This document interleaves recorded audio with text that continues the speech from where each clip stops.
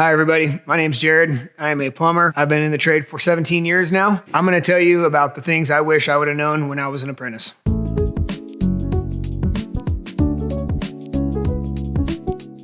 When I was an apprentice starting out this trade in 2005, I was an 18-year-old right out of high school. For me, when I was younger, the one thing that I think was important was, and something that's very important to me today, is showing a genuine interest in learning this trade. When I started, it was yes sir, no sir, yes ma'am, no ma'am, but I didn't always pick up what everybody was putting down. And one thing I know for myself that was huge that I picked up on from watching apprentices that were older than me was when my journeyman's working with a tool, he would be working on a piece of pipe or something. He'd go to measure that piece of pipe. Well, I would grab his saw for him. So when he set that tape measure down, then he was just ready right there. I had the tape measure, boom, and I would hand it to him. And it just kind of showed that I was really paying attention to what he was doing and what was going on. Be that guy, be that woman that's there, ready for the next task. I know when I'm plumbing and I got somebody with me and I'm cutting a piece of pipe and they're already handing me a deburring tool, then they're thinking about the next step in this process and how we're putting this pipe together. There's a purpose to all of this.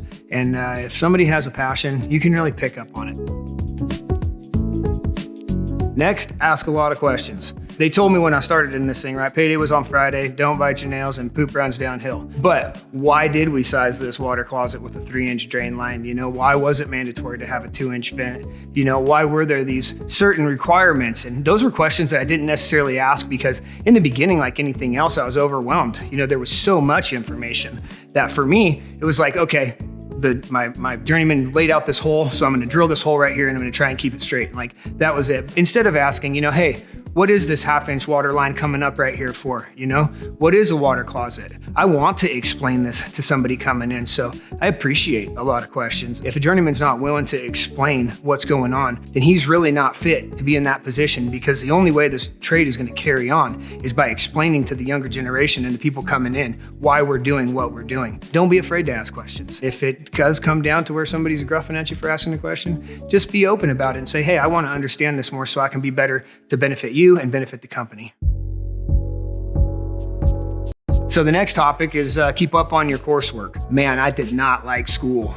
I didn't want to go to college because I did not want to do homework. The original 4-year degree, the apprenticeship, this will be easy. I go to work and they'll pay me to go to school and I won't have to do any more homework. Well, that's not the case. I would take all the way up until it was time to renew my license. That last week, I would try to cram, 360 days worth of information into that last little day. Before I started realizing, not only am I not really understanding the material, but I'm not able to apply it every day at work either. Us plumbers have a certain code that we follow, and it's basically our Bible. For us here in Montana, it's the Uniform Plumbing Code. It was things that started to stick out where all of a sudden I was on the job site and I was like, oh, okay, that's a wet vent. Now I understand this. Oh, that's a continuous waste. There was things that just started poking out to me because I was involved in that coursework. And I think the other thing that was really great that helped me to actually transition from an apprentice to a journeyman was doing schematic drawings.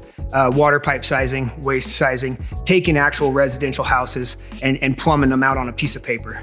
Now, I may not be able to walk into the building at that time and plumb it out, but I could definitely tell you the fixture load and what was going to take place and what the pipe needed to be. And it was because I got myself involved in the book. It makes me a better plumber if I know the information, and information means money, in this business. If you can learn this code and learn this trade and then actually apply it out in the field, we make good money. And I think you can advance a lot faster. I know I could have definitely advanced a lot faster if I would have taken it more seriously from day one. Keep up on the coursework, that's super important. All right, so the next one is check your ego at the door. And boy, does this one hit home for me. Once it became a career for me and I started picking up on the bookwork, I started learning things. I wanted to be that knight in shining armor. My boss here calls it the master apprentice. I wanted to be that know-it-all. I wanted to be the guy that my journeyman came to and said, hey, how are we sizing this thing here? Because I haven't looked at the code in a while. For me at that time, I was 21. I got a new truck and thought life was pretty good. I know all the answers, so I'm gonna make sure you know that I know all the answers. Somebody that comes in and thinks they know it all can kind kind of changed the dynamic of how a job site works. People around the shop, they wanted camaraderie. They wanted, fellowship and teamwork and unity. What it did was, it ostracized me from everybody else because I stopped thinking about how I could help the team and I started being selfish. But when I was younger, I didn't see that. It took a couple years to kind of dig out of that, right? Before I could really humble myself and realize that, my problem was this attitude that I had, that I knew it all and I wasn't even a journeyman yet. So it's just checking that ego out the door. My career would have taken off a heck of a lot faster had I done that. All right, so the next topic is be neat. One thing about plumbing, right, I think is the word plumb itself. It's stuff that's level. I can see when I walk into a room if a pipe has grade or if it has back grade. I can tell when that man or woman was drilling out those holes, if they were putting it a 1/4 inch, per foot on the grade. There's one man that stands out, a man named Stephen R, I'll call him. He was this guy that when he ran his waste pipe, he took time to line the letters up all on the face of the pipe. So when he turned a corner, you could read them left to right. If it was a vent pipe, like you could read a story from seeing that crestline pipe right there the whole way going up. But it stuck with me, just that cleanliness of the product. Even though it's gonna be buried behind sheetrock, it's gonna be buried behind a wall, buried underneath the ground, buried in the ceiling.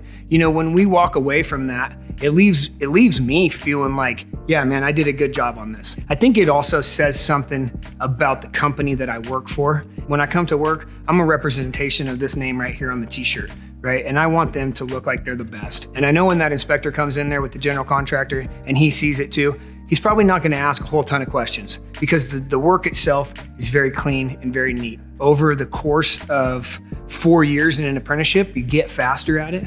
I don't think it's anything that I picked up on day one or year 2. Even if we're not really fast at it in the beginning, it's something that we aspire towards. Take pride in what you do.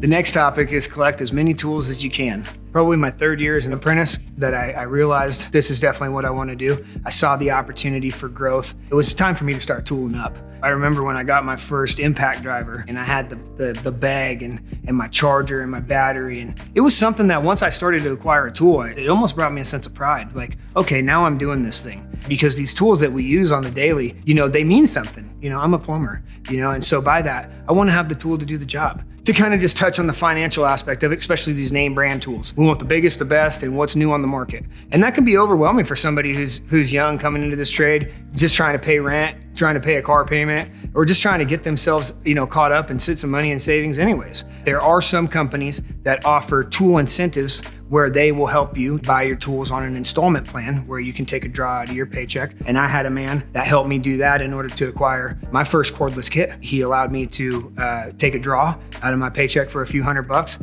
buy my sweet impact driver that I was talking about and my battery charger. And then over the course of the month, he took, $50 out of my paycheck. If I have an apprentice show up on the job site that's tooled up, ready to go, ambitious, and they've been studying their books, they're real eager, I know this person is ready to go to work. I'm definitely grateful for the trade of plumbing, and this is an amazing trade. Looking back over it now, I think the biggest piece to my puzzle would definitely be to stick with it. For so long, I was unsure about if this is what I really wanted to do. When I made the decision that this was what I was gonna be, and I'm a plumber, and I'm gonna be the best plumber I could be, I think my life, my professional life and my personal life drastically changed because I was committed. I was sold. I was 100% in. Had it not been for the trade of plumbing, I don't know where the heck I'd be. And it's something that I see myself doing 20 years from now and helping other young people come into the trades and teach this stuff that has been taught to me.